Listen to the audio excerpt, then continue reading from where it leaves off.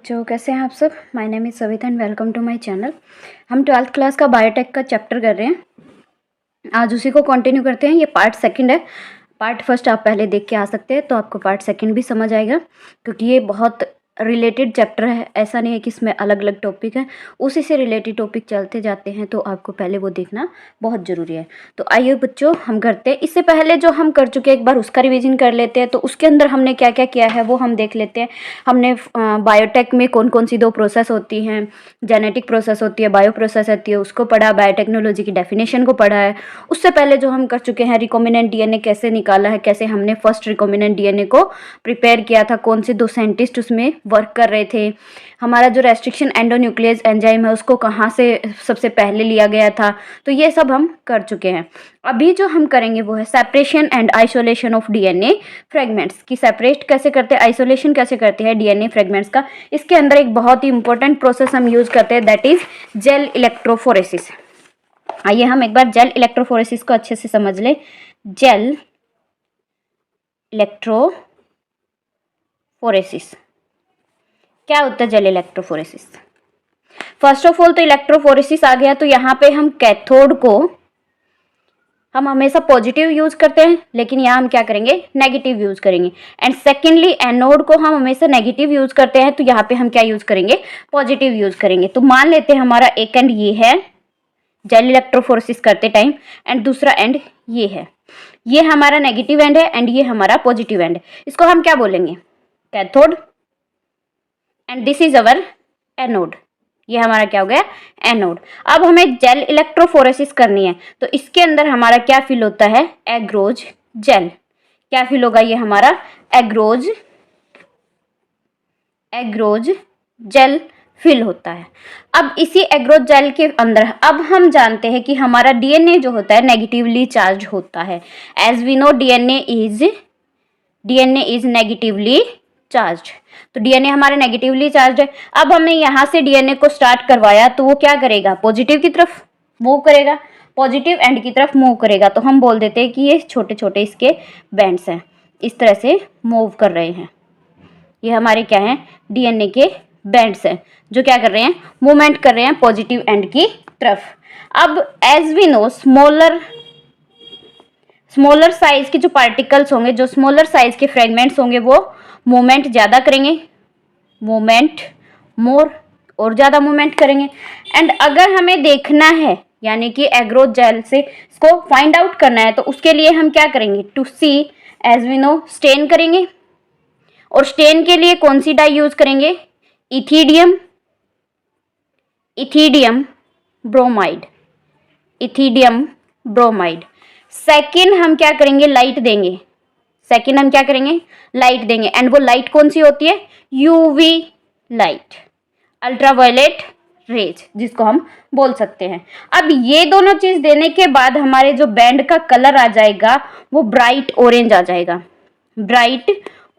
जाएगा। यानी जो फ्रेगमेंट हमें चाहिए उसका कलर कैसा आ जाएगा, ब्राइट ऑरेंज आ जाएगा। एंड उसको हम क्या बोल देते हैं, इल्यूशन की अगर हम डेफिनेशन करें, extracting DNA from agarose gel, उसको हम क्या बोल देते हैं, इल्यूशन। एंड ये एग्रोज जेल जो होती है इसको हम कहाँ से लाते हैं, इसको हम एक्सट्रैक्ट करते हैं, एक्सट्रैक्ट्स फ्रॉम सी वीड्स।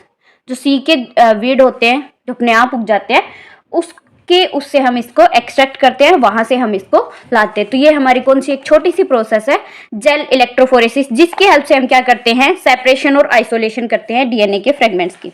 अब हम एक बार यहाँ देख लेते हैं, technique of separation of DNA fragments on the basis of their size, उनके साइज के बेस पे अलग करना। As DNA negatively charge molecules, they can be separated by forcing them to move towards anode under the electric field through a medium matrix. और ये medium matrix हम कौन सा यूज कर रहे हैं, एग्रोज जेल यूज करते हैं, जिसको कहाँ से लाते हैं, सीवीड से एक्सट्रैक्ट करते हैं। डीएनए फ्रेगमेंट सेपरेट होंगे उनके साइज के अकॉर्डिंग, सीविंग इफेक्ट की हेल्प से, यानी कि जो स्मॉल साइज का होगा वो सबसे आगे जाएगा। Smaller the fragment size further it will move, और ज्यादा तेजी से मूव करेगा। सेपरेटली डीएनए फ्रेगमेंट्स हम उसको विजुअलाइज कर सकते हैं इथिडियम ब्रोमाइड की हेल्प से, और साथ में क्या देंगे, यूवी एक्सपोजर देंगे, जिसकी वजह से क्या आ जाएगा, ऑरेंज कलर आ जाएगा हमारे बैंड के अंदर।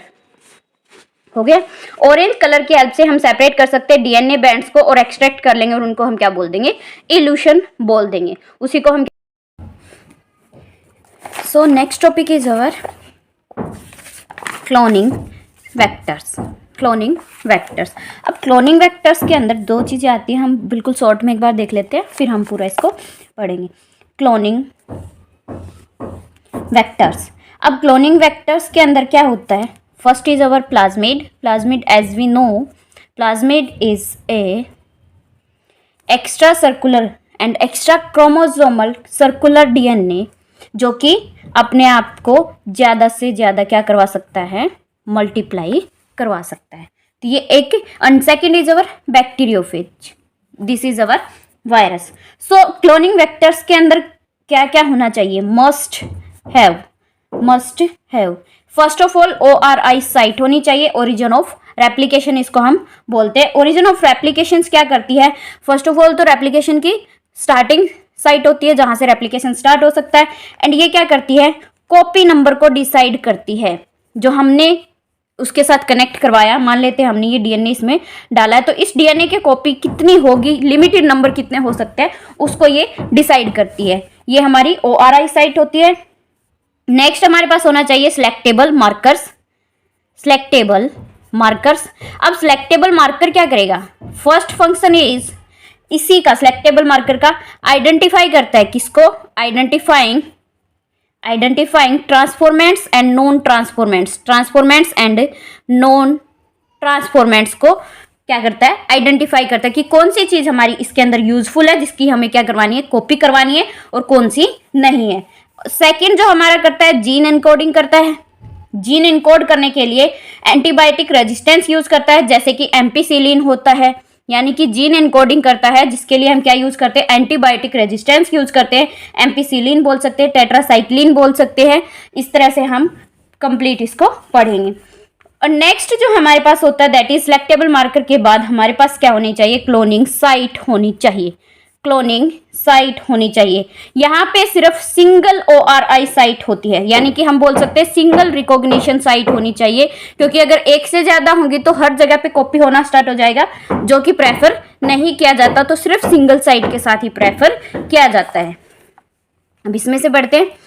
क्लोनिंग वेक्टर के लिए बैक्टीरियोफेज, क्योंकि हाई कॉपी नंबर पर सेल होता है, यानी कि ये बहुत ज्यादा कॉपी कर सकता है, इसीलिए अब इसके अंदर फैसिलिटेट करने के लिए, क्लोनिंग को करने के लिए हमें कुछ चीजें चाहिए, जैसे कि ORI साइट होती है हमारी, origin of replication, selectable markers होते हैं हमारे पास, क्लोनिंग साइट होनी चाहिए, and vectors for cloning gene in plants and animals. ORI, origin of replication site. It is the sequence from where replication starts. ये वो सीक्वेंस होती है जहां से रेप्लिकेशन स्टार्ट हो सकती है। It is also responsible for, ये क्या कर सकती है, लिंक्ड डीएनए की कॉपी को भी, उसके कितने नंबर, कितनी लिमिटेड कॉपी उसकी होनी चाहिए, उसको भी ये क्या कर सकती है, कंट्रोल कर सकती है। Second is our selectable markers. ये नॉन ट्रांसफॉर्मेंट्स को एलिमिनेट करता है आइडेंटिफाई करके, और सिलेक्ट करता है किसको, सिर्फ ट्रांसफॉर्मेंट्स को, ताकि वो ही आगे जा सके।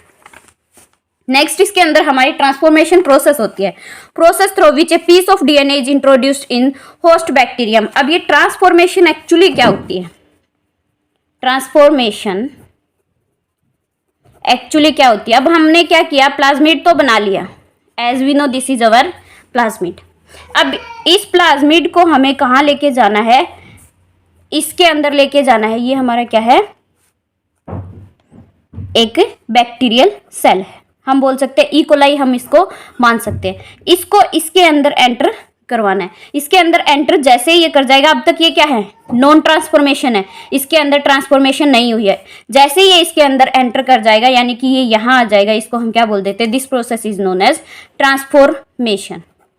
ट्रांसफॉर्मेशन एंटरिंग करवाना किसकी, किसी भी पीस की, DNA of piece into host bacterium, हमने होस्ट बैक्टीरियम के अंदर डाल दिया। अब सिलेक्टेबल मार्कर्स क्या हो सकते हैं, एम्पीसिलिन हो सकता है, क्लोरोमोफिनोल हो सकता है, टेट्रामाइसिन हो सकता है, एंड कैनामाइसिन। इन सबको एज ए सिलेक्टेबल मार्कर हम यूज करते हैं। Third is our cloning site. To link alien DNA, vector should have at least one recognition site. सिर्फ एक ही recognition site होनी चाहिए for action of restriction enzyme को काम करने के लिए. Presence of more than one recognition site, अगर एक से ज़्यादा presence हो तो will generate several fragments, एक से ज़्यादा fragments कर सकती है, which will complicate the gene cloning, जिसकी वजह से क्या हो सकता है, gene cloning कॉम्प्लिकेट हो सकती है. नेक्स्ट हम टेट आर यूज करते हैं. टेट्रासाइक्लिन रेजिस्टेंस जीन होता है ये हमारे अंदर. एएमपी आर यूज करते हैं. एम्पीसिलिन रेजिस्टेंस जीन होता है ये हमारे अंदर. Next is our ligate foreign DNA at the Bam H1 site for tetracycline gene in vector PBR322. ये हमारा बुक के अंदर है.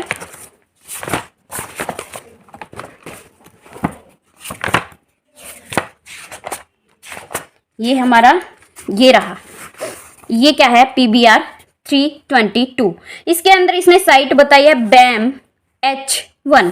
ये हमारी साइट कहाँ पे प्रेजेंट है, this is the our site, जहाँ पे हमें क्या करना है, लाइगेट करवाना है फॉरेन डीएनए को. यहाँ पे हमें लाइगेट करवाना है, तो रेस्ट्रिक्शन एंजाइम इन दोनों साइट के ऊपर काम करेगा यहाँ से कट करने के लिए PBR322 पे. रिकॉम्बिनेंट प्लाज्मिड बन जाएगा, जिसके अंदर टेट्रासाइक्लिन रेजिस्टेंस की जो